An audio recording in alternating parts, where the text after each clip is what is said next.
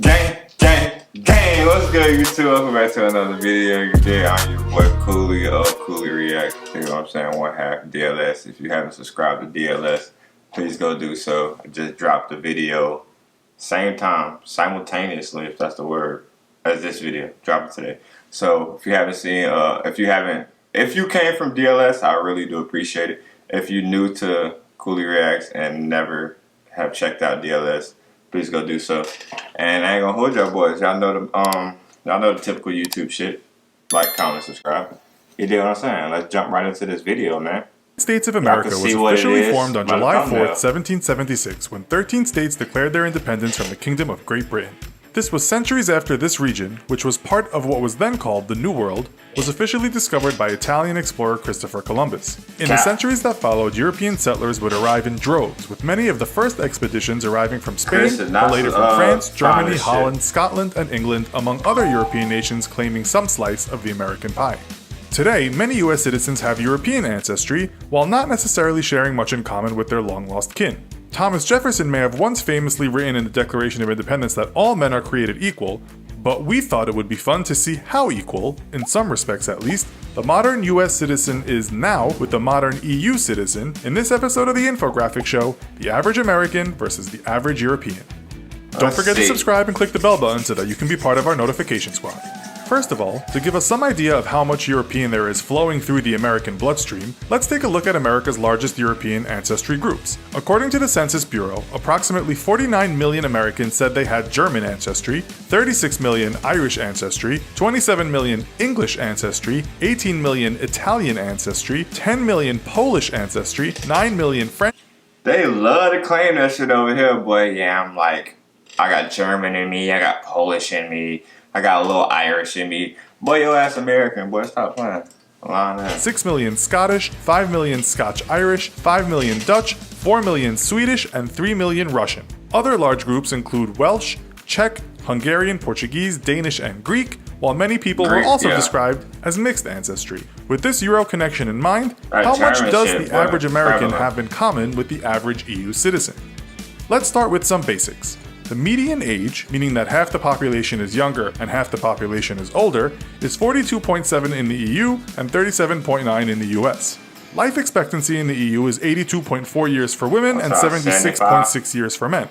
American women on average will live to 81.94 years, and American men 77.11. When it comes to making babies, American women are slightly more active, with the average number of births per woman being 1.84, and European women giving birth to an average of 1.58 children. Roughly the same. Just to clarify here, this doesn't mean women are miraculously bearing partial 0.58 humans, rather it's just an average taken from the female population and the number of births. Let's now look at some physical attributes. The average height for an American man is 5 foot 9.5 inches, while collective data for the entire EU is hard to come by. Europe, however, has some of the tallest people in the world, with the Dutch coming in at an average height of 6 feet for men. Dutch women are also at the top with an average height of nearly 5 foot 7 inches, whereas American women on average are 5 foot 4 inches tall. In fact, most member countries of the EU have a greater average height than that of America. I low-key thought the world average of men was 5'9", but I guess that is just American. That cannot be said about body weight, with America regularly coming in the top 5 countries in the world for average weight.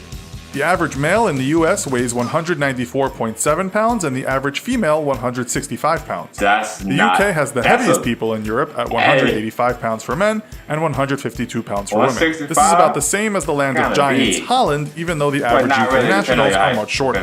Now that we've looked at mortality and the body, let's delve into money matters. Americans are generally thought to be a hardworking bunch of people, culturally ambitious, and with a penchant for wanting to come first. This might be reflected by the fact that the USA has the most billionaires in the entire world at 565, one of whom, Microsoft's co-founder Bill Gates, being the richest of them all with a fortune of around $87 billion. By comparison, the EU is home to 489 billionaires, with the richest being Bezos might got that nigga, I don't know. Bezos and Elon Musk up there with that nigga, I don't know if he's still the richest Spanish business magnate Amancio Ortega, who is worth around $85.8 billion. But what about the average Joe among us? According to polls, the median gross wage for workers in the US per household was $43,585 per year, which is the 6th highest in the world. The highest median gross wage in the world per household was Luxembourg at $52,493 per year, with 2 other EU nations also above the US in Sweden and Denmark. In terms of income tax paid, the US is below many EU member countries. The average income tax paid in the US is 22.7% of earnings, with the highest country in the world being EU member Belgium at a whopping 42.8%. Hold on, How does this affect the quality of life? Standard of living is a difficult thing to judge, and wherever you look, lists will differ. For example, the USA's gross national income, the spending power of the individual, is only behind the EU country of Luxembourg. Standard of living is another matter. Again, lists differ, but almost always the best standard of living top 10 countries is dominated by EU countries and other European nations, with Canada, New Zealand, and Australia also in the running. EU countries also ranked highly on the World Happiness Report 2017, with 5 EU member states being in front of 14th placed America. Many of these countries also rank highly regarding a very expensive cost of living, which may seem confusing given they are reportedly so happy. Some factors may help explain this. The highest healthcare costs in the are the fucking US. Google and other get on the ambulance, you paying down there, you paying about $800 to get on the ambulance. In the world go to, you guessed it, the United States. Of course. Americans also work very hard for a highly developed country. It's stated that the USA is in 13th place in terms of working the most hours, and while some EU members are above the US, there are poorer EU members that rank low on standard of living and happiness indexes. Taking paid annual leave into account, the EU states by law that each worker should have at least 4 weeks of paid vacation, while there is no such law in the US and the decision is left to the employer. The average is around 10 days per year in the US, far lower than in the EU. The average paid vacation time in the US after 20 years service at one company is 20 days. Many EU countries also have more or the same public holidays as Americans enjoy. The US is also a fairly expensive place to receive a university education, with a report in 2015 stating that the average student debt in America was $29,000. Still, this was much lower than England, whose students will owe almost double that amount after graduation. EU countries such as France, Germany, Spain, Italy, Belgium, and the Czech Republic have very small tuition fees, while in Denmark, Sweden, and Finland, university is free. The US, however, has a lower household debt to GDP than many Euro nations, including big borrowers Denmark, the Netherlands, Britain, and Sweden. A 2017 report puts the USA in 10th place for household debt to GDP. So, what do these countries get for their money? Well, Americans enjoy living in much bigger houses on average than any country in the EU, with the average house size being around 2,000 square feet, second only to Australia, according to a 2015 report. Denmark has the biggest houses in the EU at around an average of 1,500 square feet per house, while the UK is only around 800 square feet on average. Americans also have more motor vehicles per person, being the 3rd biggest vehicle owners in the world according to a 2014 report. With 797 vehicles per 1,000 people, excluding two-wheelers, only Luxembourg comes close to the US, and most EU countries are far behind. Where else does the money go? Well, quite a lot on entertaining oneself. Whether drowning tears or living la vida loca, a lot of money earned is spent on alcohol. The Europeans are easily the world's most formidable drinkers, with Eastern Europe topping the charts of alcohol consumption per capita in the world, and almost all EU countries drinking more than the USA, except for Italy and Sweden. Eastern Europe is also the cheapest place to drink, with Slovakia and the Czech Republic selling beers at an average of $1.50 from bar to supermarket, compared to a US average of more than double that. Finally, let's talk about love. In many EU countries, marriage rates have fallen dramatically, but this has to some extent become a global phenomenon. The average age of men and women in the US getting married is 29 and 27 respectively, which is considerably lower than just about all countries in the EU, whose couples often wait until well after 30. In the US in 2015, a report states that 6.8 per 1,000 people tied the knot, which was considerably higher than most European countries, with the EU average at 4.5 in 2015. The divorce rate that year in the EU was 2.0, almost half of the marriage rate. The US had a similar rate of marriage to divorce at 3.6. If not marrying, people haven't stopped sleeping with each other, but the Europeans, according to a survey by Durex, are doing it a lot more. The survey stated that the most sexually satisfied countries in the EU were Spain, Italy, Greece, the Netherlands, and Germany, with the USA data showing a low rate of satisfaction compared to most EU countries. That makes sense. As for first-timers, only the EU countries of Britain, Austria, Germany, and Czech Republic have a younger age in which people lose their virginity. Y'all some freaks over there, but y'all say it's romance, nigga. Y'all some freaks, nigga. Y'all be, I know about USA being a fraction higher than those countries at age 18.4. On the topic of love, we come to the end of today's comparison. If you enjoyed it, be sure to check out our other video, 10 surprisingly high. Surprisingly, we're like pretty similar.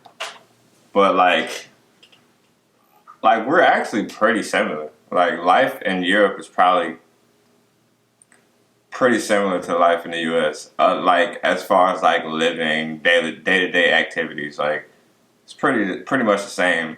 But y'all government probably is more fucking like, how can I put this? To keep it blunt, like y'all government probably take care of y'all more. They care about y'all more, so they fucking like just something as simple as having 4 weeks paid vacation. Like, what the fuck? We don't get none of that shit. You feel me? Like, you gotta request time off, and it's not guaranteed that you're gonna get that time off. Even if you request the time off months in advance. Which is crazy. That's not, like, we should get paid time off. You get paid time off, but not paid vacation. That's a whole different story, you know what I mean? And PTO, you gotta request that shit off, too. I don't know how y'all paid vacation work, but, like, still 4 weeks, bro. That's damn near a month off paid, and that's good for your mental health, bro. That's really good for your mental health. But if you're a viewer and if you live in Europe and you've seen more differences that they didn't cover in the video, please drop in the comments what y'all think. And if you're from the U.S. and you've seen shit that they didn't cover in this video that you think pertains to this topic, drop it in the comments and let's have a conversation, man. Let's get this conversation going. And let's see if we could, you know what I'm saying?